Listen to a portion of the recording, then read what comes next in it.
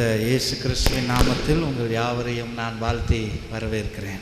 I greet you and welcome you in the name of my resurrected Lord Jesus Christ. உண்மையாக நாம் அவருடைய சமூகத்தில் பயபக்தியோடு காத்திருக்கும் பொழுது அதற்குரிய பலனை நீங்கள் பெற்றுக்கொள்ள முடியும். When we wait in the presence of God, truly the Lord is surely going to bless us abundantly. கர்த்தர் நம்மோடு கூட இடைப்படும்படியாய் ஒரு நிமிஷம் தலைகளை தாழ்த்தி நாம் ஜெபம் செய்வோம். Let's bow and look to the Lord in prayer. எங்களை நேசிக்கிற எங்கள் பரம தகப்பனே, Our loving heavenly Father, புதிய ஆண்டிற்குள் நுழைவதற்கு முன்பு எங்களையே நாங்கள் ஆயத்தமாக்க நாங்கள் வந்திருக்கிறோம். Lord, we are here to prepare to enter the new year. எங்களை தரை மட்டும் நாங்கள் தாழ்த்துகிறோம் ஆண்டவரே. Father, we fall prostrate before you. அப்பா, இந்த புதிய ஆண்டிற்குள் நாங்கள் உம்முடைய பிரசன்னத்தோடு கூட நுழைய நாங்கள் விரும்புகிறோம். Daddy, we want to enter the new year with your presence, Lord. இந்த செய்தியை தொலைக்காட்சியின் மூலமாய் பார்க்கிற ஒவ்வொரு மேலும் உம்முடைய பிரசன்னம் இறங்கட்டும். Lord, may the presence come upon everyone who are watching this program. அப்பா, நீர் உம்முடைய வல்லமை அனுப்புகிறதற்காய் நன்றி. Lord, I thank you because you are sending your power. உம்முடைய சுகமளிக்கிற வல்லமை நீர் அனுப்புகிறதற்காய் நன்றி. Thank you for your sending your healing power. இந்த வார்த்தையின் மூலமாய் நீர் உம்முடைய ஊழியர்களை எழுப்ப போகிறதற்காய் நன்றி. Thank you, Lord, because you are going to raise your servants through his word. கடைசி நாட்களில் எழுப்புதலை கொண்டு வருகிற கருவியாய் ஒவ்வொருவரையும் நீர் மாற்றுகிறதற்காய் நன்றி. Lord, thank you because you are making them as a weapons used for your revival, O God. அதைத்தான் நீர் உம்முடைய பிள்ளைகளுக்கு சொல்லும்படி நீர் என்னை அனுப்பினீர். Lord, that is why you have commanded and sent me over here. ஆகவே நீர் உம்முடைய பிள்ளைகளோடு கூட இன்று இடைப்படுவீராக. Lord, you come and you intervene with your people. ஒவ்வொருவரும் உம்முடைய சத்தத்தை கேட்பார்களாக. Lord, let each and everyone listen to your word. ஒவ்வொருவரும் உம்முடைய தொடுதலை இன்று அனுபவிப்பார்களாக. Let them feel your touch, O Lord. அவருடைய வாழ்க்கை தலைகீழாய் மாறட்டும் என்று இயேசுவின் நாமத்திலே கட்டளை கொடுக்கிறேன். Father, I command in Jesus' name that their life will be changed upside down. நீர் மகிமைப்படும். Let your name alone be glorified. இயேசு இரட்சகர் நாமத்தில் ஜெபிக்கிறோம் பிதாவே. In the name of our Lord Jesus Christ we pray. Amen. Amen. ஆமென். கர்த்தர் இந்த நாளிலும் கூட உங்களோடு கூட பேச சொன்ன வேத வசனம் யோவானின் புஸ்தகம் 15ஆம் அதிகாரம் 6ஆம் வசனம்.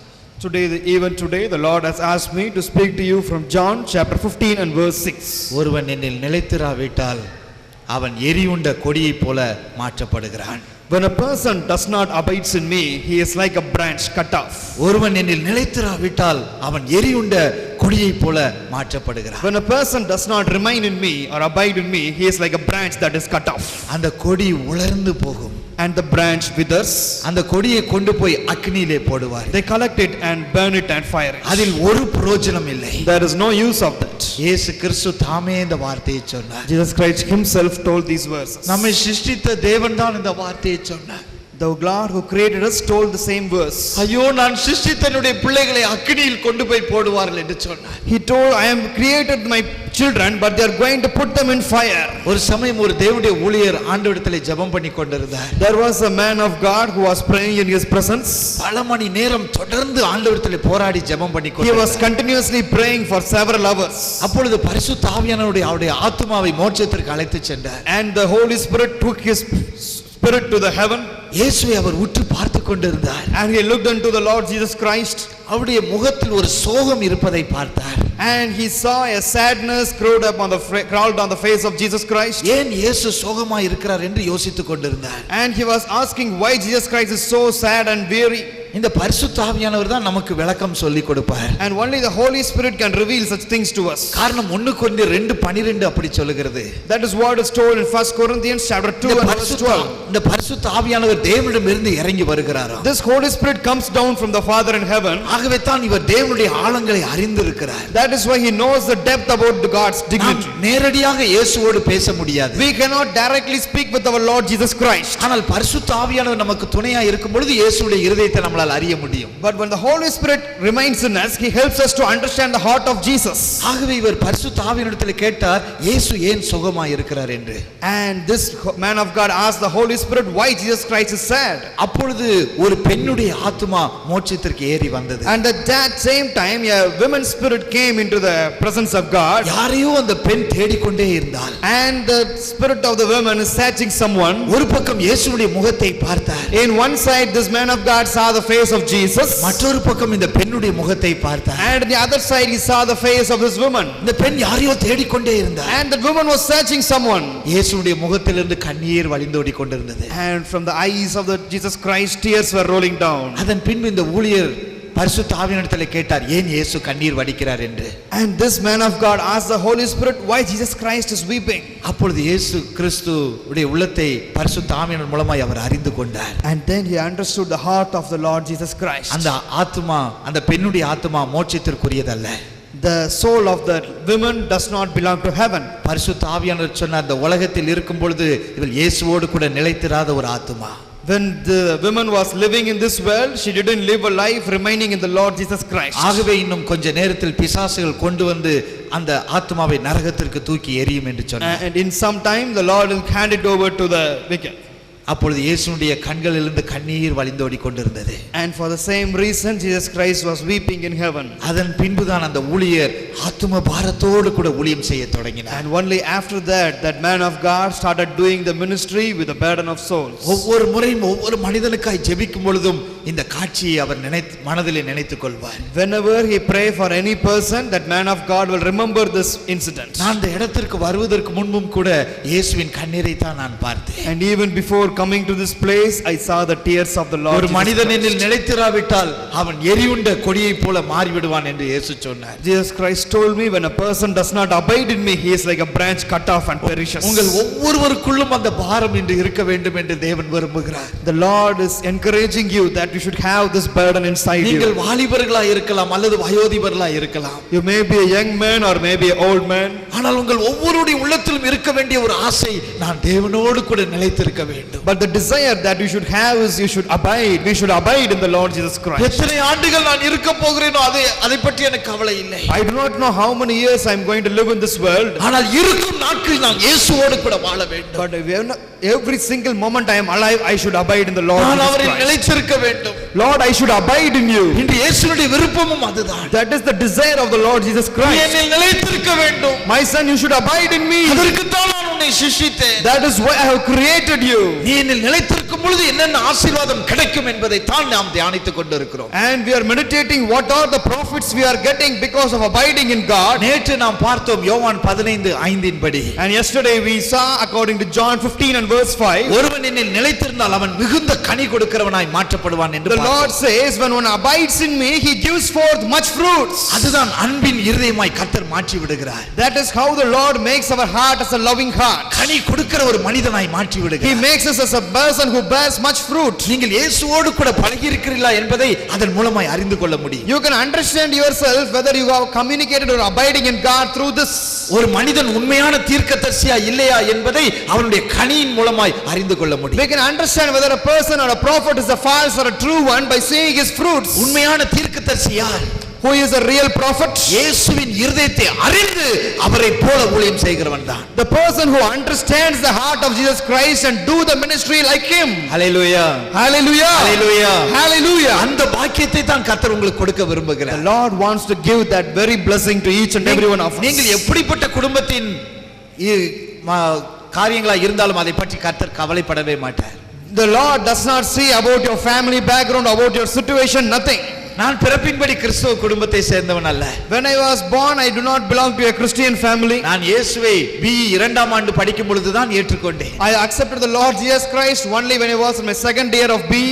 என்னோடு கூட படிக்கிற சில சகோதரர்கள் ஒரு ஜெபறையிலிருந்து ஜெபம் பண்ணி கொண்டிருந்தார்கள். Some friends who were studying with me, they were praying in a small room. நான் வெளியே இருந்து வேடிக்கை பார்த்து கொண்டிருந்தேன் என்ன பண்ணுகிறார்கள் என்று. I was just watching them from the outside what they are doing. அதில் ஒரு மனிதர் தேவனோடு கூட பரலோக பாஷையில் பேசிக் கொண்டிருந்தார். And a person among that group was speaking to God in heavenly language. அப்பொழுது எனக்கு அது ஒன்றும் விளங்கவே இல்லை. That time I do not know what he was speaking. நானும் உள்ளே நுழைந்தேன். I just entered inside. பேசிக் கொண்டிருந்த அந்த மனிதரை தட்டி என்ன பேசுகிறீர்கள் என்று கேட்டேன். I just called that person and asked him, what are you speaking? அவர் சொன்னார், நான் தேவனோடு பேசுகிறேன் என்று. And he told, I am speaking with God. நான் கேட்டேன், நானும் பேச முடியுமா? And I asked him, can I speak with God? நானும் ஆண்டவரோடு பேச முடியுமா? And I asked him, can I communicate with God? அவர் மாத்திரம் பேச முடியாது என்று சொல்லியிருந்தால் நானும் எழுந்து வந்திருப்பேன். And if that person would have told, no you can't, I would have gone away. அந்த சகோதரர் சொன்னார், நிச்சயமாக பேச முடியும். But that brother encouraged me, surely you can communicate with God. சாதாரண மனிதர்களை தேடித்தான் அவர் இறங்கி வந்தார் என்று சொன்னார். And he told, the Lord came down to this world searching ordinary people. 1 கொரிந்தியர் 1:27 படி சாதாரண மனிதர்களை தான் தெரிந்து கொண்டார் என்று சொன்னார். And he also encouraged me in 1 Corinthians 1:27, the Lord chose the ordinary people. உடனே முழங்கால் படியிட்டு ஆண்டவரிடத்தில் கதறினேன். I immediately knelt down and cried to God. நானும் இந்த சகோதரரை போல ஆண்டவரோடு பேச வேண்டும் என்று கதறினேன். I told to God, Lord, I want to communicate with you like these people. அந்த நேரத்தில் ஆண்டவருடைய பிரசன்னம் என்னை நிரப்பியது. And at that time the presence of God filled me. எனக்கு முன்பதாய் பெரிய சினிமா தியேட்டர்ல திரையிலே காண்பிப்பது போல என்னுடைய பழைய வாழ்க்கையை கர்த்தர் காண்பித்தார். And the Lord picturized my whole future before me as a cinema screen. என்னுடைய தகப்பனார் ஒரு சினிமா தியேட்டரின் அதிபராக இருக்கிறபடினால் எனக்கு புரிகிற பாஷையில் ஆண்டவர் எனக்கு காண்பித்தார். As my father is a cinema theater owner, the Lord just brought things before me in the ways I will understand them. இந்த அனுபவத்தை பெறுவதற்கு முன்பு என் நண்பர்களை திரைப்படத்திற்கு அழைத்து செல்வேன். அதுதான் எனக்கு தெரிந்த ஒரே ஒரு விஷயம். And the only thing which I know is before coming into the Lord, I will take my friends to the theater. That is what I do again and again. எனக்கு புரிந்த பாஷையில் ஆண்டவர் தரிசனத்தில் காண்பித்தார். And in the way I know, the Lord picturized my life before me. என்னுடைய கைகளினால் எத்தனை பேருக்கு டிக்கெட்டை வாங்கி கொடுத்து அவளை பாவத்திலே நடத்தினேன் எல்லாவற்றையும் காண்பித்தார். And the Lord show us picturizing how I led people into sin, how I was tracking them down. அந்த நேரத்தில் அழுது புலம்பினேன். And I lamented and cried in the presence of ஆண்டவரே God. சமூகத்தில் நான் இருக்க தகுதியுடையவன் அல்ல என்று கதறினேன். Lord, I am unworthy to stand in your presence, Lord. அப்பா நான் உம்முடைய சமூகத்தில் இருக்க நான் தகுதியுடையவன் அல்ல என்று கதறினேன். Lord, I am unworthy to stand in your presence. அப்படி ஜெபிக்க ஜெபிக்க ஜெபிக்க அந்த நேரத்தில் ஒரு தெய்வீக பிரசன்னம் என்னை நிரப்பியது. And when I was continuously praying in the presence of God, the presence of God filled me. அப்பொழுதுதான் அந்த சகோதரர் சொன்னார்கள், 1 யோவான் 1:7 சொல்லுகிறது அவருடைய இரத்தம் சகல பாவங்களையும் நீக்கி உன்னை சுத்திகரிக்கும் என்று. And those brothers told me in 1 John 1:7 the Bible says the blood of Jesus Christ cleanses us from all sin. Hallelujah Hallelujah. Hallelujah Hallelujah. அதன் பின்புதான் பரிசுத்த ஆவியானவருக்காய் கதறி அழுதேன். And after that I cried and prayed for the Holy Spirit. என்னுடைய ஆத்துமா நரகத்திற்கு போக வேண்டிய ஆத்துமாவை நீர் காப்பாற்றினீர். இந்த அன்பை உலகமெங்கும் நான் சொல்ல வேண்டும் என்று கதறி கூச்சலிட்டேன். I screamed in the presence of God and asked him, Lord, I should go and snatch the people who are going to hell. என்னோடு படித்த ஒரு சீனியரையும் கூட்டிக் கொண்டு நான் போய் விடுவேன். I took a senior who studied with me and he will climb up to the mountain. Thovalai என்று சொல்லக்கூடிய CSI Institute of Technology அங்கதான் நான் BTech படித்தேன். I studied in CSI in Thovalai. அங்குதான் அங்க என்னுடைய கல்லூரியை சுற்றி பெரிய பெரிய செங்குத்தான மலை இருக்கும். And around my engineering college there are a lot of mountains with peaks. அந்த மலையில் ஏறிக்கொள்வேன். I will just climb in those mountains. அந்த சகோதரியை அழைத்துக் கொண்டு ஏறிக்கொள்வேன். I will ask that brother to accompany me and we will climb up those mountains. சூடான அந்த பாறையில் முழங்கால் படியிட்டு கதறி அழுவேன். I will kneel down on those hot rocks and I will cry in the presence of God. எனக்கு உம்முடைய பரிசுத்த ஆவியானவர் வேண்டும் என்று கூச்சலிடுவேன். I will cry to God, Lord, I need this Holy Spirit. கொஞ்சமும் வெட்கப்படவே மாட்டேன்.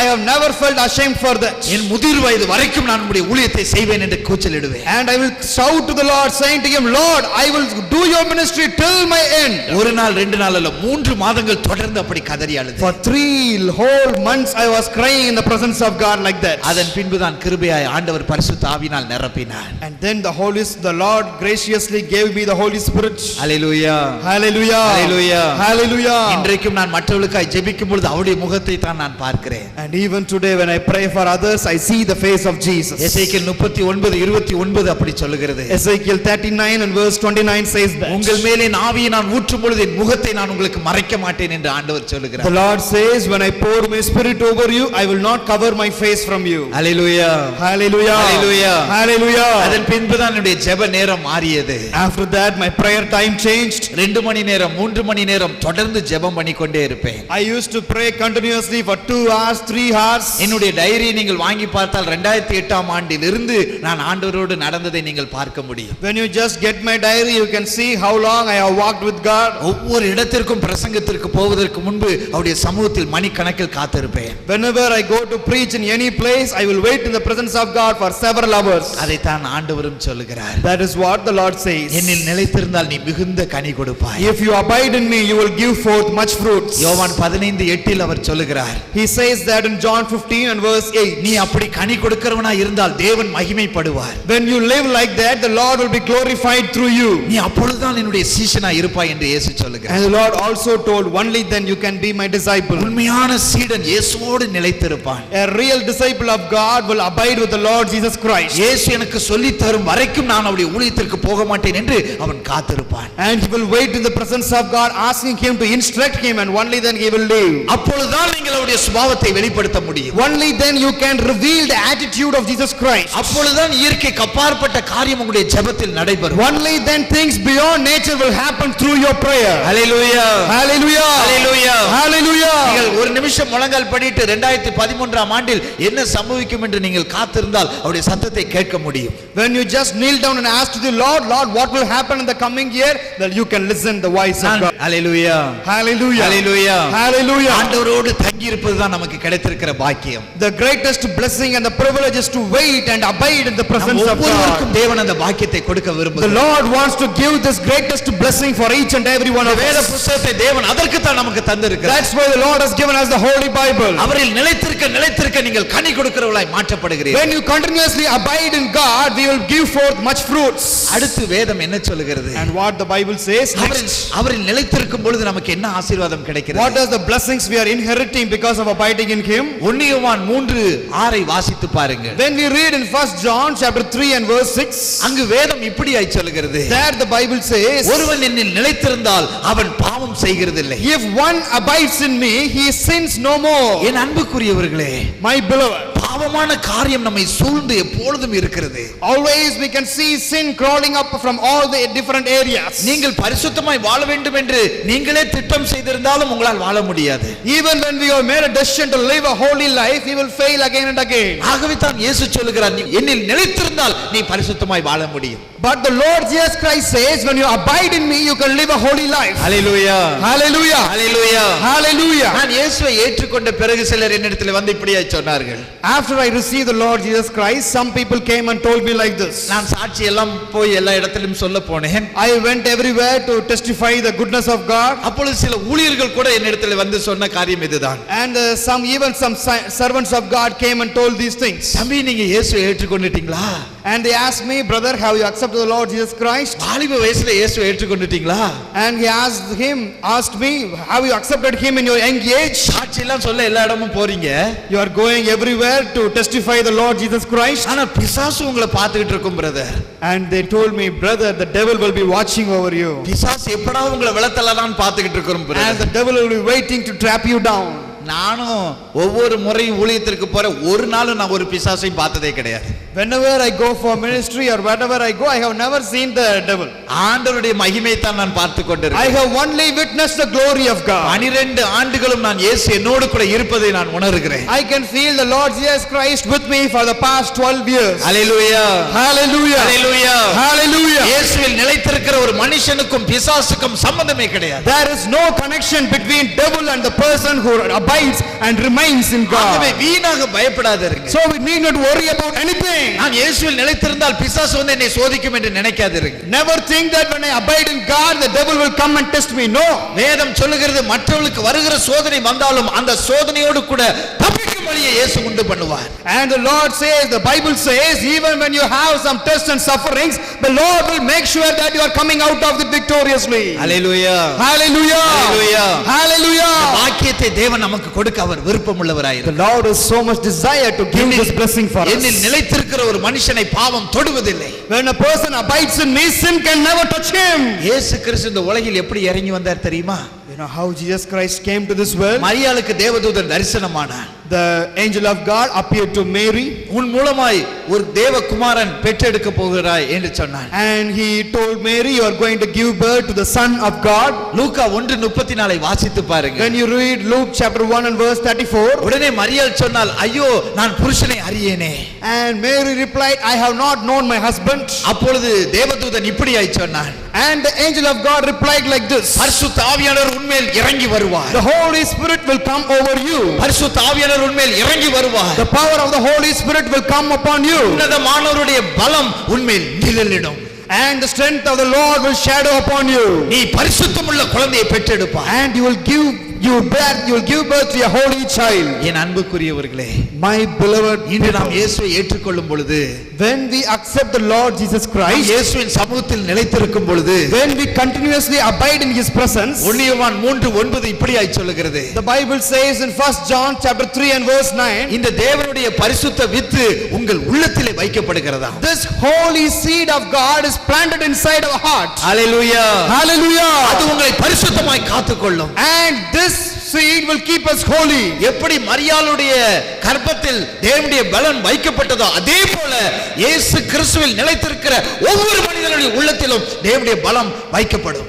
As the same way Mary received the presence of God and gave birth to Jesus Christ, the same way the power of God will come upon us and He will lead us in our life. அதுதான் உங்களை பரிசுத்தமாய் பாதுகாக்கும். Only the power of God which is seated inside us will lead us. ஒருவர் கூட நீங்கள் சோர்ந்து போக கூடாது. None of us should be weary. இந்த 2012 ஆண்டு கடைசி நாட்களில் நாம் இருக்கிறோம். We are in the last days of the year 2012. நீங்கள் ஆண்டவரை பார்த்து சொல்லுங்கள், நான் உம்மில் நிலைத்திருப்பேன் ஆண்டவரே. We should tell to the Lord Jesus Christ, Lord, I will abide in you. நீங்கள் இயேசுவில் நிலைத்திருக்க இந்த தேவனுடைய பலம் உங்கள் மேல் நிழலிடும். When we continuously abide in God again and again, this strength of God will shadow upon us. பரிசுத்த ஆவியானவர் இந்த தேவனுடைய பலனை கொண்டு வந்து உங்கள் உள்ளத்திலே வைப்பார். And the Holy Spirit will bring the strength of God and He will keep it in our hearts. உங்களை பரிசுத்தமாய் காத்துக்கொள்ளும். And He will keep us holy and He will நீங்கள் keep us மோட்சம் போகும் வரை மாசற்றவர்களாய் கர்த்தர் உங்களை கொண்டு நிறுத்துவார். The Lord will keep us pure and blameless till we reach heaven. Hallelujah. ஆண்டவர் இந்த பாக்கியை இலவசமாய் நமக்கு கொடுக்கிறார். The Lord is giving this blessing to us freely. இயேசுவில் நிலைத்திருக்கிற மனுஷனுக்கு இலவசமாய் கொடுக்கிறார். He is giving this blessing freely to those men and women who abide in God. ஆகவே எனக்கு போராட்டமா இருக்கு அப்படி சொல்லி சோர்ந்து போகாதீர்கள். So never think that I am having troubles and sufferings. நீங்கள் இயேசுவில் நிலைத்திருந்தால் உங்களால் பரிசுத்தமாய் வாழ முடியும். When we abide in God, we can live a holy life. நீங்கள் இயேசுவுக்கு நேரத்தை செலவில்லை என்றால் பாவம் தானாக உங்களை வந்து ஒட்டிக்கொள்ளும். If we don't spend time with God, automatically the sin will come, crawl and creep over us. எப்பொழுது பிசாசு ஒரு குடும்பத்திற்குள் நுழைவான் தெரியுமா? You know, when devil will enter a family, இயேசுவை தேடாத ஒரு இருதயத்திற்குள் தான் நுழைவான். only when the family stops searching the Lord Jesus Christ. இயேசு கிறிஸ்துவினுடைய சீடர்கள் எல்லாரும் அவருடைய பாதத்திலிருந்து அவருடைய வார்த்தையை கேட்டுக்கொண்டிருந்தார்கள். Every single disciple of God waited near Him in His feet and they listened the word of God. ஒரே ஒரு சீஷன் தான் உலகத்துக்கு பின்னே ஓடிக்கொண்டிருந்தார். But only one disciple went behind the world searching things of it. இயேசுவை தேடாமல் பணம் எப்படி கிடைக்கணும் அதை தேடி ஓடிக்கொண்டிருந்தார். He left Jesus Christ and searched how to make money, etc., etc. ஆகவே தான் இயேசுவின் சீடனாய் இருந்தாலும் பிசாசு அவனுக்குள் எளிதாய் நுழைந்தான். So even as he was a disciple of God, the devil entered his heart. நாம் ஒழுங்காக ஆலயத்திற்கு வருகிறவர்களா இருக்கலாம். We may be a person who attends the church perfectly. ஆனால் நீங்கள் ஜெபத்தில் இயேசுவோடு கூட நிலைத்திராவிட்டால் நீங்கள் தேவனோடு கூட இருக்கவே முடியாது. But when we does not abide in the presence of God, when we don't pray regularly, we can never abide in the kingdom. நீங்கள் ஆலயத்திற்கு நிறைய காணிக்கையை கொடுக்கலாம்.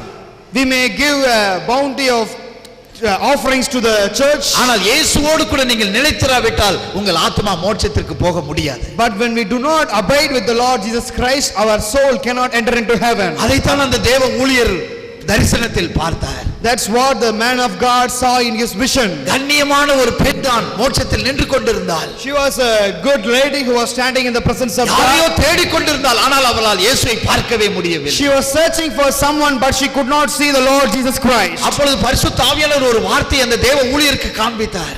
And the Holy Spirit brought a verse before the sight of the man of God. ஏசாயா 59:2 காண்பித்தார்.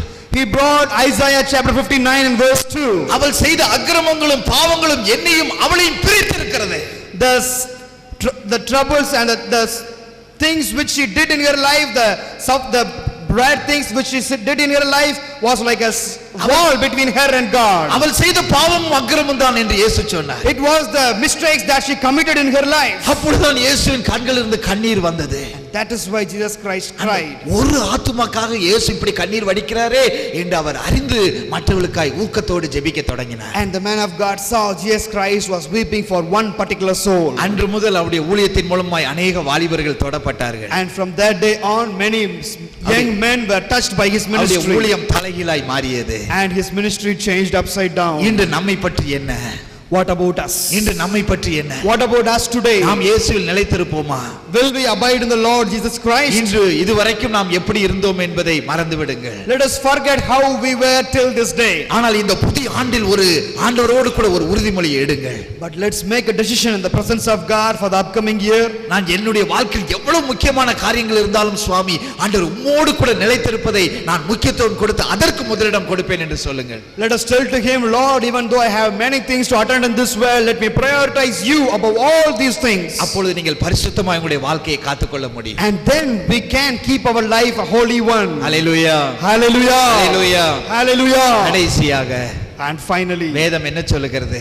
what the Bible அவரில் says, நிலைத்திருக்கிறேன் என்று சொல்லுகிறவன் the one who says I abides in him, அவரை போல நடக்க வேண்டும் என்று எழுதி இருக்கிறது. he must walk like him. 1 யோவான் 2:6 வாசித்து பாருங்கள். When we read 1 John 2 and verse 6, அவரில் நிலைத்திருக்கிறேன் என்று சொல்லுகிறவன் the one who says I abide in him, அவர் நடந்த பாதையில் நாம் நடக்க வேண்டுமா? he should walk in the footsteps of the Lord Jesus Christ. அதுதான் உண்மையாய் நீங்கள் இயேசுவில் நிலைத்திருக்கிறீர்கள் என்பதற்குரிய அடையாளம். That is the perfect sign of us following the Lord Jesus Christ and abiding in him. இயேசு எப்படி நடந்தார்? How Jesus Christ walked in this our world? ஒளியின் பாதையிலே நடந்தார். He walked in the path of light.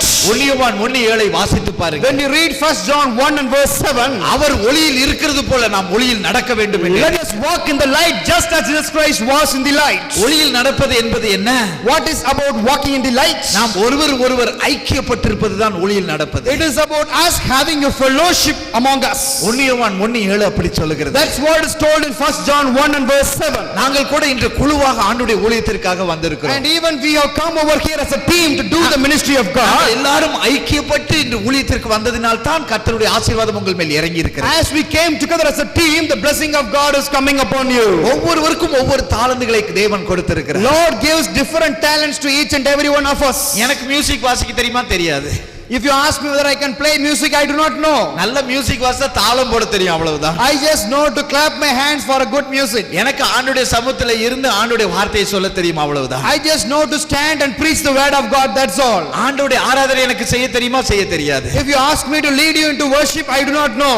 ஆண்டவருடைய வார்த்தையை பிரசங்கிக்க கர்த்தர் என்னை தெரிந்து கொண்டார். The Lord has chosen me to preach his word. ஒவ்வொருவருக்கும் ஒவ்வொரு கிருபையை கொடுத்திருக்கிறார். He has given every person has particular grace and a talent. இந்த வார்த்தைகள் எல்லாம் வீடியோ செய்து உலகமெங்கும் கொண்டு செல்ல சிலருக்கு தாளந்துகளை தேவன் தந்திருக்கிறார். And the Lord has also given talent to some brothers to cover this and to broadcast it all over the world. அதை ஆங்கிலத்திலே மொழிபெயர்த்து உலகமெங்கும் இந்த வார்த்தையை கொண்டு செல்ல சிலருக்கு தாளந்துகளை கொடுத்திருக்கிறார். And the Lord has given some people the talent to translate this and take it all over the world in English. இப்படித்தான் ஆண்டவருடைய ஊழியத்தை செய்ய நாம் ஐக்கியப்படும் பொழுது ஆண்டவருடைய வார்த்தை உலகமெங்கும் கொண்டு செல்ல முடியும். When we unite ourselves in a fellowship and do the ministry, we can reach the whole world. Hallelujah.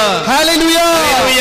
Hallelujah. இயேசு சொன்னார், என்னுடைய வார்த்தை உலகமெங்கும் பிரசங்கிக்கப்படும், அப்பொழுதுதான் முடிவு வரும் என்று சொன்னார். And the Lord Jesus Christ told, my word will be preached all around the world and then my coming will be அதற்கு there. நாம் ஒளியில் நடந்தே தீர வேண்டும். And for that I must live up in the path of the light. இயேசு கிறிஸ்து எப்படி இந்த ஒளியில் நடந்தார் தெரியுமா? You know how Jesus Christ walked in the light? அவர் தேவனோடு கூட ஐக்கியப்பட்டிருந்தார். He was united with God. யோவான் 17:21 வாசித்து பாருங்க. When we read in John chapter 17 and verse 21, அதில் இயேசு இப்படியாய் சொல்லுகிறார். there the Lord Jesus Christ says, நான் என் பிதாவோடு கூட ஐக்கியப்பட்டிருக்கிறது போல என் ஜனங்களும் ஐயோ உம்மோடு கூட ஐக்கியப்பட்டிருக்க விரும்புகிறேன் என்று சொன்னார். and he told to the Father, Lord, as we are having a fellowship with us, let our children have a fellowship among them. அவர்களும் ஒருவர் ஐக்கியப்பட்டிருக்க நான் விரும்புகிறேன் என்று. Lord, I desire that they will have a fellowship among each other.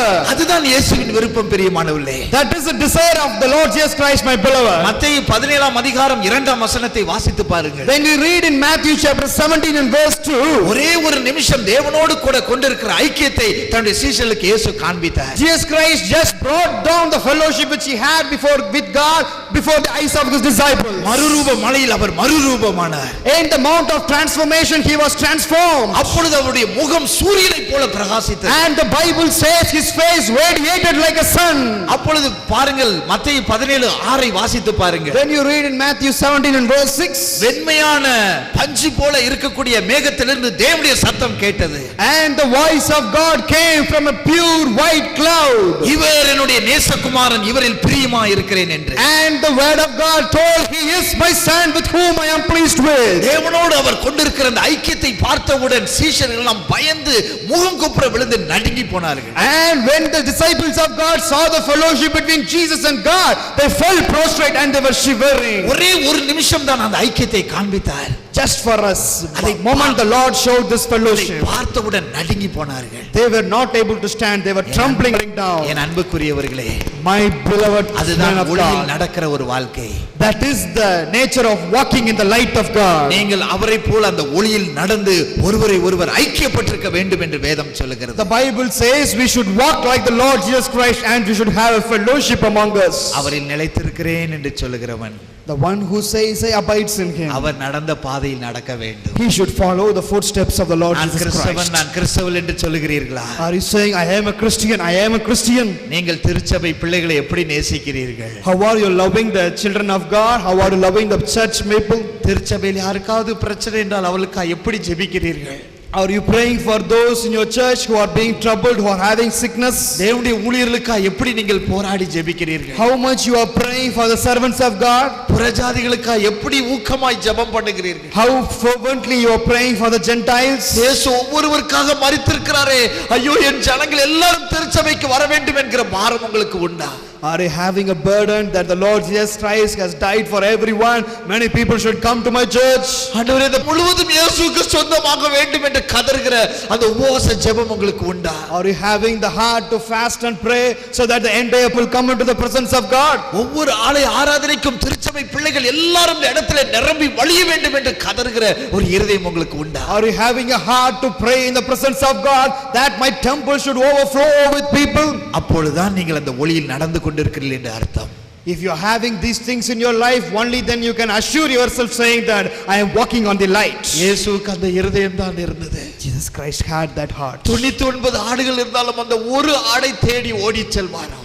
Even there were 99 sheep, he went running after the sheep which was lost. 99 ஆடுகள் இருக்கிறதே, எனக்கு பணம் இருக்கிறது, எல்லாம் இருக்கிறது என்று அவர் யோசிக்க மாட்டார். He never thought I am having 99 sheep, I am having good wealth, etc., etc. He never thought like that. இந்த 99 ஆடிலிருந்து எனக்கு காணிக்கை வந்து விட்டதே என்று யோசித்துக் கொண்டிருக்க மாட்டார். He will never think I am getting a good offering from the 99 sheep. No, he will not think ஒரு like ஆடு that. அக்கினியை நோக்கி போய் கொண்டிருக்கிறது என்று மனம் கசந்து அழுவார். But he will lament and cry, saying that I have lost a sheep and it is going into hell. அந்த பாரம் உங்களுக்கு உண்டா பிரியமானவர்களே? My beloved, are you having that burden in you this அப்பொழுதுதான் evening? நீங்கள் இயேசுவின் ஒளியில் நடந்து கொண்டிருக்கிறீர்கள் என்று அர்த்தம். If you have that burden, you can assure that you are walking in the light of God. இன்று நீங்கள் அப்படித்தான் கதற போகிறீர்கள். Today you are going to cry like that. அப்பா, என்னையும் இந்த 2013ஆம் ஆண்டில் அந்த ஒளியின் பாதையிலே நடத்தும் என்று கதறுங்கள். You are going to cry in the presence of God, Lord, in the year 2013 I should walk in the path of light. என்னை ஆசீர்வதியும், என்னை ஆசீர்வதியும் என்று ஜெபிப்பதை நிறுத்தி, எப்படியாவது என் பட்டணத்தை அப்பா உமக்கு நேராய் திருப்புகிற ஒரு ஆயுதமாய் என்னை மாற்றும் என்று கதறுங்கள். Cry in the presence of God, not asking God to bless us, but to bless our nation so that it will kneel before God. உம்மை அறியாத ஜனங்கள் எப்படியாவது உம்மை அறிந்து கொண்டு திருச்சபைக்கு வர வேண்டும் என்று கதறி அழுங்கள். Cry in the presence of God so that the Gentiles will know God and they will come running to him. அப்பொழுது கர்த்தர் உங்களை ஆசீர்வதிப்பார். Then the Lord will bless you. கர்த்தர் உண்மையாக அப்பொழுது உங்களை ஆசீர்வதிப்பார். And surely the Lord will bless you. அவருடைய இருதயத்தை அறிந்து ஊழியம் செய்யும் பொழுது கர்த்தர் உங்களை அப்படி மாற்றி விடுவார். When you understand the heart of Jesus Christ and do his work, the Lord will bless you. இயேசு எப்படி நடந்து தெரிந்தார் தெரியுமா? You know how Jesus Christ was walking in this world? அப்போஸ்தலர் 10:38 வாசித்து When you பாருங்கள். read Acts chapter 10 and verse 38, அவர் நன்மை செய்கிறவராய் சுற்றி திரிந்தார். he went over everywhere doing good things. பிசாசுகளை துரத்தவும் நோயாளிகளை குணமாக்கவும் எங்கும் ஓடி திரிந்து கொண்டிருந்தார். He was moving here and there, delivering those from sickness and the devil. அந்த பாரம் உங்களுக்கு இருக்கிறதா? Are you having that burden?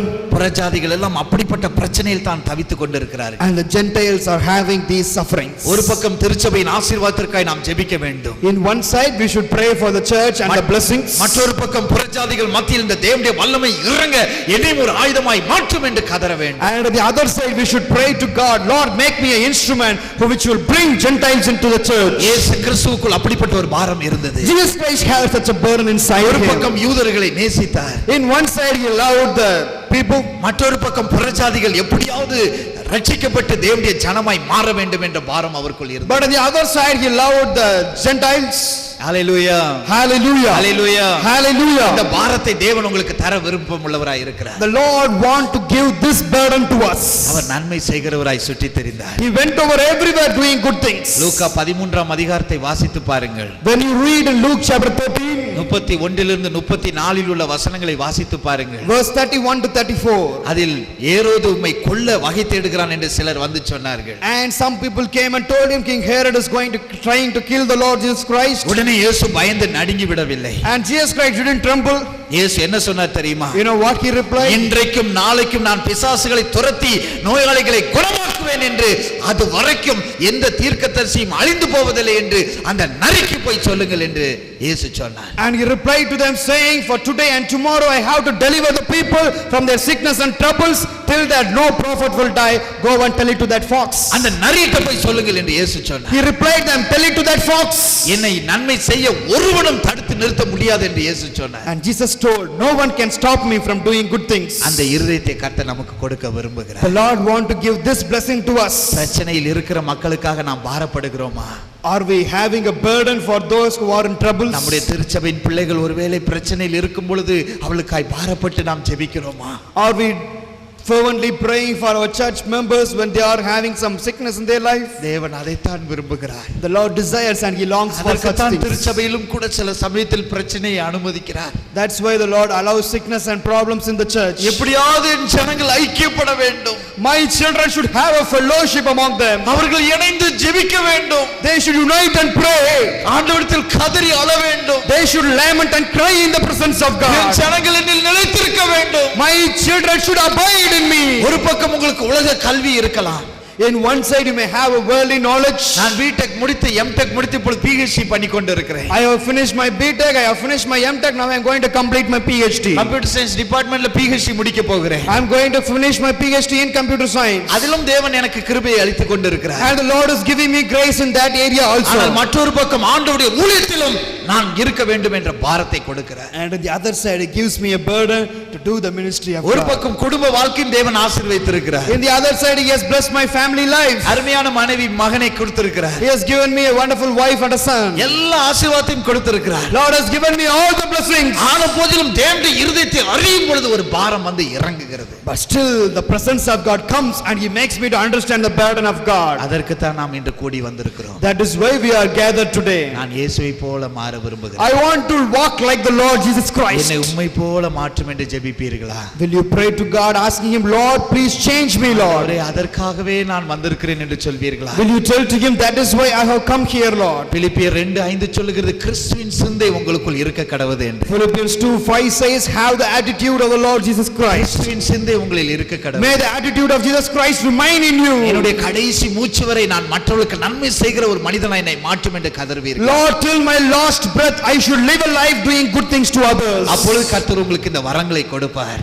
And then Lord will give you the powers. வல்லமையை கொடுப்பார். He will give you the gifts. தேவனோடு கூட பேசும் பாக்கியத்தை கொடுப்பார். He will give you the blessing to communicate with God. அன்பினால் நிறைந்து ஊழியம் செய்யக்கூடிய பாக்கியத்தை கொடுப்பார். He will give you the privilege to be filled with the love of God and to do His ஒரு ministry. கூட்ட ஜனங்களை ரட்சித்து திருச்சபைக்கு அழைத்து வருகிற கருவியாக உங்களை மாற்றும். And He will make you as an instrument who will save people and He will snatch them into your church. அப்பொழுது இயேசு வரும்பொழுது நீங்கள் தைரியமாய் நிற்பீர்கள். And then when Jesus Christ come, you can stand confidently. 1 யோவான் 2:28 அப்படி சொல்லுகிறது. 1 John 2:28 says that. அவரில் நிலைத்திருக்கிற மனுஷன் தைரியமாய் அவருடைய வருகைக்கு அவர் நின்று கொண்டிருப்பார். The one who abides in Him can stand in confidence when He is going to come back. நாம் வெட்கத்தோடு நிற்க போவதில்லை. We are not going to stand in shame. இயேசு கிறிஸ்து மகிமையோடு இந்த பூமிக்கு இறங்கி வருவார். Jesus Christ will come back in His glory. அப்பொழுது நாம் தைரியமாய் நிற்போம். And then at that time we will stand confidently. இயேசு கிறிஸ்து ஒரே ஒரு காரியத்தை தான் பார்ப்பார். Jesus Christ will see only one thing. வருவதற்கு முன்பு என் ஜனம் என்னில் நிலைத்திருந்தானா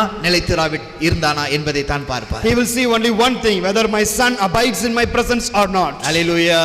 Hallelujah. Hallelujah. Hallelujah. என்னில் நிலைத்திருங்கள் அப்பொழுது உங்களுக்கு இந்த பாக்கியம் வரும் என்று இயேசு சொல்கிறார். Jesus says, you abide in me, then you will have all these blessings. என் ஜனங்கள் ஒருபோதும் வெட்கப்பட்டு போவதில்லை. My people will never be put to shame. என்னுடைய காருக்கு பின்னால் அதை தான் நான் எழுதி வைத்திருக்கிறேன். That's what I have written behind my car. என் ஜனங்கள் ஒருபோதும் வெட்கப்பட்டு போவதில்லை. My people will never be put to shame. அவருடைய வருகையின் பொழுது நாம் வெட்கப்பட்டு போவதில்லை. In His coming we will not be put to shame. Hallelujah. Hallelujah. Hallelujah. Hallelujah. இயேசுவில் நிலைத்திருப்பேன் என்று சொல்லுங்கள். Tell to Him, Lord, I will abide in you, Lord. நீங்கள் சிறுவர்களாய் இருக்கலாம். You may be a small child. நீங்கள் வாலிபர்களாய் இருக்கலாம். You may be a young man or a நீங்கள் woman. முதியவர்களாய் இருக்கலாம். You may be an old person. எல்லாருக்கும் வேத புத்தகம் ஒன்றுதான். For all of us the Bible is the same thing. அவனில் நிலைத்திருக்கும் பொழுது, when we abide in Him, நாம் இயேசுவில் நிலைத்திருக்கும் பொழுது, when we abide in the Lord Jesus Christ, இந்த கனி கொடுக்கிறவர்களாய் மாற்றப்படுகிறோம். we will give forth much fruits. பாவமே தொட்டிராத பரிசுத்தமுள்ள வாழ்க்கை வாழ முடியும். We will live a life which has no sin in it. எல்லாவற்றிற்கும் மேலாய் above all these things, இயேசுவை போல ஊழியம் செய்ய முடியும். we can do the ministry like the Lord Jesus Christ. ஒரு நிமிஷம் இந்த தேவனுக்கு நம்மை ஒப்புக் கொடுப்போமா? Shall we commit ourselves to the God today? இயேசுவை பார்த்து நாம் சொல்ல போகிறோம், ஆண்டவரே என்னை உம்மை போல மாற்றும் என்று சொல்ல போகிறோம். We are going to tell to the Lord Jesus Christ, Lord, change me like you. நான் என்னையே உமக்காக தருகிறேன் என்று சொல்ல போகிறோம். We are going to tell to Him, Lord, I'm going to give myself to you. இயேசு சொன்னார், என்னுடைய வருகையின் போது என் ஜனங்கள் தைரியத்தோடு நிற்பார்கள் என்று சொன்னார். The Lord told, in my coming, my children will stand with confidence. தைரியமாய் ஆண்டவருக்கு நன்றி செலுத்துவோமா? Shall we give thanks to the Lord with much confidence? ஆண்டவருக்கு நாம் இந்த பாடலை பாடி அப்படியே நம்மை ஒப்புக் கொடுக்க போகிறோம். We are going to surrender ourselves singing this song. உம்மை போல என்னை மாற்றும் ஐயா. Lord, change me like you, Lord. என்னை உமக்காக நான் தந்தேன் என்று சொல்ல போகிறோம். We are going to tell to him, Lord, I'm giving myself to you. உம்மோடு நான் வாழ விரும்புகிறேன் என்று சொல்ல We போகிறோம். are going to tell to him, Lord, I'm going to live with you, Lord. உம்மை போல என்னை மாற்றும் ஐயா, என்னையே உமக்காக தந்தேன் ஐயா. உம்மை போல என்னை மாற்றும் ஐயா, என்னையே உமக்காக தந்தேன் ஐயா. வாழ்ந்தாலும் உம்மோடுதான், மரித்தாலும் உம்மோடுதான். வாழ்ந்தாலும் உம்மோடுதான், மரித்தாலும் உம்மோடுதான். உம்மை போல என்னை மாற்றும் ஐயா, என்னையே உமக்காக தந்தேன் ஐயா. உம்மை போல என்னை மாற்றும் ஐயா, என்னையே உமக்காக தந்தேன் ஐயா. வாழ்ந்தாலும் உம்மோடுதான், மரித்தாலும் உம்மோடுதான். வாழ்ந்தாலும் உம்மோடுதான், மரித்தாலும் உம்மோடுதான். உமக்காகத்தானே உயிர் வாழ்கிறேன், உம்மை தானே நேசிக்கிறேன். உமக்காகத்தானே உயிர் வாழ்கிறேன், உம்மை தானே நேசிக்கிறேன். வாழ்ந்தாலும் உம்மோடுதான், மரித்தாலும் உம்மோடுதான். வாழ்ந்தாலும் உம்மோடுதான், மரித்தாலும் உம்மோடுதான். எத்தனை பேர் ஆண்டவரை பார்த்து சொல்ல முடியும்? How many of you of us can say to God, வாழ்ந்தாலும் நான் இயேசுவோடு தான் நான் வாழ்வேன், Lord, till my life I will live for you. நான் மரித்தாலும் இயேசுவோடு தான் நான் மரிப்பேன், If I'm going to die, I will die with you, Lord. நான் மோட்சத்தில் கண் விழிப்பேன் என்று சொல்ல முடியுமா? Can you say, I will open my eyes in heaven? நான் மரித்தால் மோட்சத்தில் என் கண் விழிப்பேன் என்று நாம் சொல்ல முடியுமா? Can we say, if I'm going to die, I will open my eyes in heaven? உண்மையாக நீங்கள் இயேசுவில் நிலைத்திருக்கிறீர்களா? Are we really abiding in God? தயவு செய்து உங்கள் இருதயத்தில் உங்கள் கைகளை வைத்து உங்கள் இருதயத்தை சோதித்து பாருங்கள். Just touch your heart, check it out and analyze yourself. ஒவ்வொரு நாளும் எவ்வளவு மணி நேரம் ஆண்டவரோடு கூட செலவு பண்ணுகிறீர்கள்? How much time we are spending with God every day? நான் இயேசுவில் நிலைத்திருக்கிறேனா என்று உங்கள் இருதயத்தை சோதித்து பாருங்கள். Just check yourself and see whether we are abiding in God. நாம் தேவனோடு கூட நிலைத்திராவிட்டால் அவருடைய வருகையில் நாம் கைவிடப்படுவோம். If we do not abide in God, we will be left back when He is coming back. நாம் வெட்டுண்ட அக்கினியில் போடப்படுவோம். We will be cut off and will be thrown into fire. என்னை கனிதரும் செடியாய் மாற்றும் என்று கதறுவீர்களா? Just cry to Him, Lord, make me a tree which will bring forth fruit. நான் உம்மில் நிலைத்திருந்து கனிதரும் செடியாய் மாற விரும்புகிறேன் ஆண்டவரே. Tell to Him, Lord, I desire to abide in you and give forth much fruit. என்னுடைய வாழ்க்கையை நீர் தொடும் ஆண்டவரே.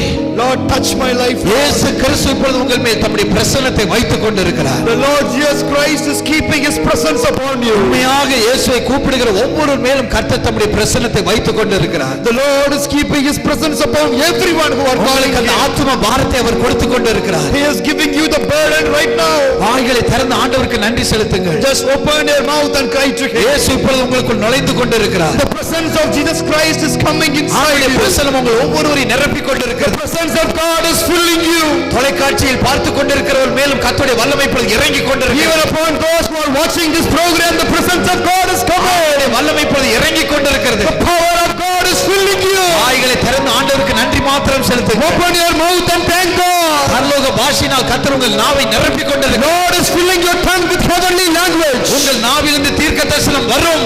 Yes, from your tongue the prophecy will come. என் நாமத்தினாலே நீ பிசாசுகளை துரத்துவாய். In my name you will cast out devils. என் நாமத்தினாலே அவர்கள் நவமான பாஷைகளை பேசுவார்கள். In my name you will speak in different language. என் நாமத்தினாலே ஒரு வியாதியஸ்தர் மேல் கைகளை வைக்கும் பொழுது சுகமடைவார்கள். In my name when you lay your hands the sick people will be healed. இயேசுவில் நிலைத்திருக்கிற ஒவ்வொருவருக்கும் அந்த பாக்கியத்தை கர்த்தர் கொடுக்கிறார். Lord is giving this privilege to everyone who abides in Him. Praise you, Lord. எனக்காய் சிலுவையில் மரித்து உயிரோடு எழுந்த இயேசுவுக்கு ஸ்தோத்திரம். Lord, I praise you because you died on the cross and you resurrected for me. உமக்கு ஸ்தோத்திரம். We bless your name, O Lord. திறந்து ஸ்தோத்திரம் என்று சொல்லுங்க. Open your mouth and bless the name of God. யாரும் வெட்கப்படாதிருங்கள். Don't worry and be ashamed about anything. இயேசு மரித்து இருக்கிறார். Jesus Christ has died for you. உங்களுக்காக அவர் மோட்சத்தை ஆயத்தம் பண்ணி கொண்டிருக்கிறார். He is prepared a room for you in heaven. அவருக்கு தான் நீங்கள் ஸ்தோத்திரம் செலுத்திக் We are கொண்டிருக்கிறீர்கள். blessing Him and His name. நான் இயேசுவை போல நடக்க வேண்டும். We should walk like the Lord Jesus Christ. இயேசுவை போல நான் ஒளியில் நடக்க வேண்டும். We should walk in the light of God. இயேசுவை போல நன்மை செய்கிறவனாய் ஓடி திரிய வேண்டும். We should run here and there doing good things. அவருடைய வருகையின் பொழுது தைரியமாய் நான் நிற்க வேண்டும். We should stand in confidence on His second coming. ஆகவே நான் உம்மில் நிலைத்திருக்கிறேன் ஆண்டவரே. That is why I will abide in you, Lord. ஒவ்வொரு மேலும் அவருடைய வல்லமை போல இறங்கிக் கொண்டிருக்கிறது. The presence of God is coming upon everyone. வாய்களை திறந்து ஸ்தோத்திரம் என்று சொல்லுங்கள். Open your mouth and praise God. கனி கொடுக்கிற மரமாய் கர்த்தர் மாற்றிக் கொண்டிருக்கிறார். Lord is changing us a tree which will give forth much fruit. கைகளை தட்டி ஜெபிக்க விரும்புங்கள். நல்ல கைகளை தட்டி ஸ்தோத்திரம் பண்ணுங்க. Just clap your hands and give glory to God. இப்பொழுது கர்த்தர் உங்களுக்கு அந்நிய பாஷையை கொடுத்து கொண்டிருக்கிறார். Lord is giving you the heavenly language. பரலோக பாஷையை கொடுத்து கொண்டிருக்கிறார். He is blessing your tongue right now. கடைசி நாட்களில் In the last days, மாம்சமான யாவர் மேலும் upon all flesh, என் ஆவியை நான் ஊற்றுவேன் I will pour my spirit. என்று சொன்னவர் தம்முடைய ஆவியை ஊற்றிக் கொண்டிருக்கிறார். The one who said like that is pouring His spirit. பெற்றுக்கொள்ளுங்கள். Receive it. இன்று முதல் நம்முடைய ஜெப வாழ்க்கை மாறுகிறது. From this day on, your prayer life is changing. பல மணி நேரம் தேவனிடத்தில் காத்திருக்கிற ஜெப ஜீவியத்தை கர்த்தர் கொடுக்கிறார். Lord is giving you a prayer life. We are going to spend several hours.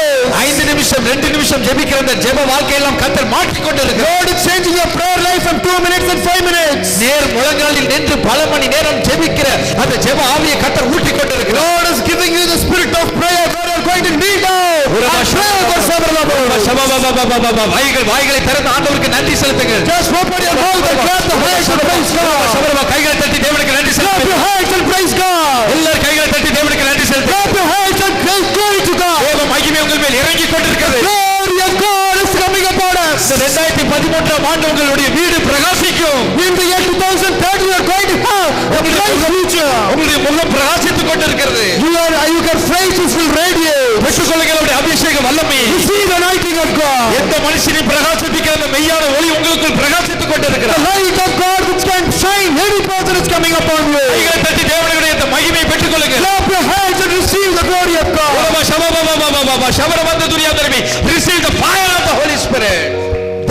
தேவனுடைய வல்லமையை பெற்றுக்கொள்ளுங்க. கர்த்தருடைய வல்லமையை பெற்றுக்கொள்ளுங்கள். Receive the fire of God. அவருடைய அபிஷேகத்தை பெற்றுக்கொள்ளுங்கள். Receive the anointing of God. இங்கும் அங்கும் யாரும் வேடிக்கை பார்க்காதீர்கள். I don't want anyone to watch here and there. கர்த்தருடைய ஆவியானவர் உங்களை நிரப்புகிற நேரம். It is the time the Holy Spirit is touching you. கைகளை தட்டி இயேசுவுக்கு நன்றி என்று சொல்லுங்கள். Clap your hands and thank God. நீங்கள் தான் ஆண்டவரிடத்தில் இன்று முதல் ஜெபிக்க போகிறீர்கள். Yes, we are going to pray from this day on. யாரும் வந்து உங்களுக்காக ஜெபிக்க வேண்டாம். No one has to come and pray for you. கர்த்தருடைய ஆவியானவர் உங்கள் மேல் வந்தால் நீங்களே தானாக ஜெபிக்க தொடங்கி விடுவீர்கள். When the Holy Spirit comes upon you, you are going to pray. உங்கள் ஜெபம் கேட்கப்படும். Your prayers will be answered. நீங்கள் ஜெபிக்கும் பொழுது பரலோகத்தின் தேவன் இறங்கி வருவார். When you pray, the heavenly God will come down. உங்களுடைய விண்ணப்பத்தை பரலோகத்திலிருந்து பதில் கொண்டு வந்து கொடுப்பார். He will bring down the answers and he will give it to you. கைகளை தட்டி தேவனுக்கு நன்றி செலுத்துவீர்கள். Clap your hands and give glory to God. 2013 ஆண்டு நீர் எனக்கு ஆசீர்வாதமாக்கி தருகிறதற்கு நன்றி. Lord, I thank you because you are going to bless the year 2030. உம்மோடு நெருங்கி ஜீவிக்கிற ஜீவித்தை தருகிறதற்காக ஸ்தோத்திரம் ஆண்டவரே. Lord, I thank you because you are going to give me a life which I am going to abide in you. உமக்கு நன்றி சுவாமி. Thank you, Lord Jesus. உம்முடைய மகிமைக்காக நன்றி அப்பா. Thank you for your glory, Lord. ஒரு நிமிஷம் நன்றி செலுத்துவீர்களா? Will you please thank the Lord? வாய்களை திறந்து நன்றி நன்றி என்று சொல்வீர்களா? Will you please open your mouth and say thank you, இயேசு Lord? கிறிஸ்து வேறு என்ன பலியும் நம்மிடத்தில் எதிர்பார்க்கவில்லை. Lord does not ask any other sacrifice from us. அவர் உங்கள் உதடின் கனியாகிய ஸ்தோத்திர பலியை தான் அவர் He எதிர்பார்த்து is expecting the fruit of our mouth, our thanksgiving. நான் என் சரீரத்தை உனக்காய் பலியாய் கொடுத்தேன் அப்பா. My son, I gave my body as a sacrifice for you. அதை நினைத்து நீ ஸ்தோத்திர பலி செலுத்த அது போதும் என்று சொல்லுகிறார். Just remember that and praise me and thank me, that is enough. ஸ்தோத்திரம் Thank you, Lord. ஸ்தோத்திரம் Thank you, Lord. ஸ்தோத்திரம் We bless your name, Lord. ஸ்தோத்திரம். Thank you, Jesus. உமக்கு நன்றி. ஆண்டவரே, எல்லாரும் ஸ்தோத்திரம் ஸ்தோத்திரம் ஸ்தோத்திரம் என்று சொல்வீர்களா? just open your mouth and continuously thank the Lord. பெற்றோர்களை உங்கள் சின்ன பிள்ளைகளை பார்த்து நல்ல ஸ்தோத்திரம் பண்ண சொல்லுங்கள். Just parents, look upon your children and encourage them to thank God. உங்களுக்கு இந்த பரிசுத்த சந்ததி தேவன் தந்திருப்பதே அவரை ஆராதிப்பதற்காக The தான். Lord has given you a generation so that you can praise Him as a எத்தனையோ family. பேருக்கு இந்த குழந்தை பாக்கியம் இல்லாத சூழ்நிலையில் இருக்கிறார்கள். Many families do not have this blessing. கர்த்தர் உங்களுக்கு இந்த குழந்தையை கொடுத்திருக்கிறார் அல்லவா? The Lord has granted you a child. சிறு வயதிலிருந்தே அவளுக்கு நல்ல ஸ்தோத்திரம் பண்ண கற்றுக் கொடுங்கள். From the childhood you teach them to praise God. ஸ்தோத்திர பலி செலுத்த செலுத்த செலுத்த அந்த மகிமை உங்கள் குடும்பத்தின் மேல் இறங்கும். When you continuously praise God, the presence of God and the glory of God will come down. எல்லா ஆசீர்வாத தடைகளும் உடையும். All the hindrances and blockades will be taken away. நீங்கள் ஸ்தோத்திர பலி செலுத்த செலுத்த அந்த நரகத்தின் வாய் அடைக்கப்படும். When you give thanks and praise offerings to God, the door of hell will be shut. மோட்சத்தின் வாசல் உங்களுக்கு திறக்கப்படும். The doors of heaven will be opened. வாய்களை திறந்து கேளுங்கள். Open your mouth and ask to God. கேளுங்கள். Ask it. அப்பொழுதுதான் உங்களுக்கு கொடுக்கப்படும். Only then it will be granted to you. கேளுங்கள். Ask it. அப்பொழுதுதான் கொடுக்கப்படும். And you shall receive it. வாய்களை திறந்து எனக்கு இந்த வல்லமையை தாரும் என்று கேளுங்கள். Open your mouth and ask to God, give me this glory, Lord. தாரும் என்று கேளுங்கள். Give it to me right now. இவ்வளவு நாட்கள் மௌனமா இருந்த நாட்கள் போதும். All these days I was silent, it is enough. இன்று வாய்களை திறந்து ஆண்டவரிடத்தில் கூச்சலிடுங்கள். Now open your mouth and praise God. என்னையும் ஆசீர்வதியும் ஆண்டவரே. Bless me today, Lord. என்னுடைய திருச்சபைக்கு ஆசீர்வாதமாய் மாற்றும். Make me a blessing for my church, Lord. அநேகரை திருச்சபைக்கு கொண்டு வருகிற கருவியை மாற்றும். Make me an instrument to snatch people to the church, Lord. என்னுடைய தீர்க்கதரிசியை மாற்றும். Make me a prophet, Lord. நாவை தொடும் ஆண்டவரே. Come and touch my tongue. Touch me. Touch me. Touch me, Lord. ஆத்தும பாரத்தை தாருமையா, அபிஷேகத்தால் என்னை நிரப்புமையா. ஆத்தும பாரத்தை தாருமையா, அபிஷேகத்தால் என்னை நிரப்புமையா. வாழ்ந்தாலும் உம்மோடுதான், மரித்தாலும் உம்மோடுதான், வாழ்ந்தாலும் உம்மோடுதான், மரித்தாலும் உம்மோடுதான். ஆத்தும பாரத்தை தாருமையா, அபிஷேகத்தால் என்னை நிரப்புமையா. ஆத்தும பாரத்தை தாருமையா, அபிஷேகத்தால் என்னை நிரப்புமையா. வாழ்ந்தாலும் இயேசுவுக்காய், மரித்தாலும் இயேசுவுக்காய், வாழ்ந்தாலும் இயேசுவுக்காய், மரித்தாலும் இயேசுவுக்காய். எங்களை நேசிக்கிற எங்கள் பரம தகப்பனே, A loving heavenly Father, இந்த புதிய ஆண்டு ஒவ்வொருவருக்கும் ஆசீர்வாதமாய் இருக்கட்டும் ஆண்டவரே. may the coming new year be a blessing for everyone. இன்னும் வரும் நாட்கள் உடைய பிள்ளைகள் தொடர்ந்து உம்மில் நிலைத்திருக்கட்டும் ஆண்டவரே. Lord, in the coming days let your children continue to abide in you. நீர் சொன்ன வார்த்தை உடைய பிள்ளைகளுக்கு நான் சொல்லி இருக்கிறேன் அப்பா. Lord, I have taught your children what you asked me to preach to them. இந்த திருச்சபையில் இருக்கிற சிறியோர் முதல் பெரியோர் வரை ஒவ்வொருவரையும் ஆசீர்வதியும் ஆண்டவரே. Lord, bless every member of the church from the little one to the old people. திருச்சபையின் போதகரை ஆசீர்வதியும் ஆண்டவரே. Bless the church pastor, Lord. அப்பா கூட ஊழியம் செய்கிற ஒவ்வொருவரையும் ஆசீர்வதியும். Lord, bless everyone who are accompanying him in the church. இந்த திருச்சபை எப்பொழுதும் விருத்தி அடைந்து கொண்டே போவதாக. Lord, let the church be established more and more. ஆத்துமாக்களினால் விருத்தி அடைந்து கொண்டே போவதாக. Let them get many souls, O Lord. உம்மோடு கூட கொண்டிருக்கிற உறவில் விருத்தி அடைந்து கொண்டே போவதாக. Let them continue to enlarge in the relationship that they have with you. அப்படியே உம்முடைய மகிமை இறங்கினதற்காய் ஸ்தோத்திரம். Thank you because your glory came down. மகிமையை செலுத்துகிறோம். We give you all the glory. இயேசு ரட்சகர் நாமத்தில் ஜெபிக்கிறோம் பிதாவே. In the name of our Savior Jesus Christ we pray. Amen. Amen. Hallelujah. Hallelujah. Hallelujah. Hallelujah. God bless you. என் அன்புக்குரியவர்களே, இந்த நிகழ்ச்சியின் மூலமாய் ஆண்டவர் உங்களை நிச்சயமாய் ஆசீர்வதித்திருக்கிறார். நீங்கள் பெற்ற நன்மையை என்னோடு கூட தொடர்பு கொள்ள மறவாதிருங்கள். கர்த்தர் உங்களை ஆசீர்வதிப்பாராக. ஆமேன், ஆமேன், ஆமேன்.